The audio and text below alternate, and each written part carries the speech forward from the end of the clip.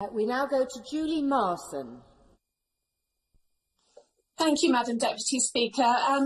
It's interesting to follow the member for Leeds East, and I think he perhaps illustrates the problem for his party in talking about a serious issue with serious implications, particularly when he talks about the high horse.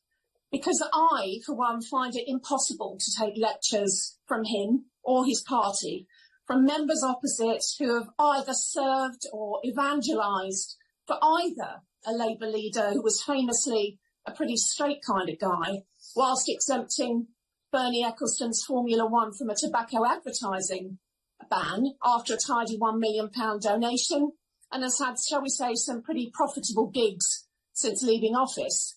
Or they wanted for Prime Minister the member for Islington North, who was present but not involved in laying roofs for Munich terrorists, and presided over an unlawfully anti-Semitic party.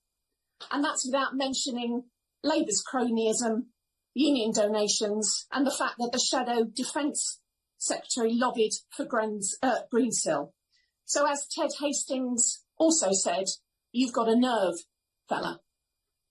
But on the substance of the motion, I absolutely commend the remarks of the Honourable Member for Norwich North, the Minister, who details the actions the government is taking, and also the Honourable Member for Hazel Grove with the activities of his Select Committee. So in response to serious questions on this issue, the government is acting, has acted quickly, going above and beyond, for example, the information required by the Freedom of Information Act. And I really welcome its commissioning of the independent Boardman review, which will thoroughly and transparently investigate the issues around Greensill. And that's in addition to the British Business Bank review of Greensill's compliance with the CL Bills scheme. And I think it's really regrettable that the members opposite seek to disparage and discredit that independent review. I welcome the fact that the government's been clear that Greensill's requests were either turned down or that no ministers were involved in gaining access to corona support loans.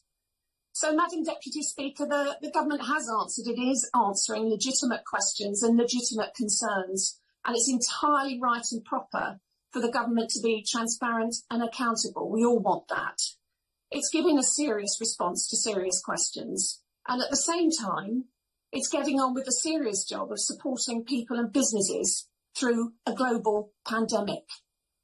Thank you, Madam Deputy Speaker.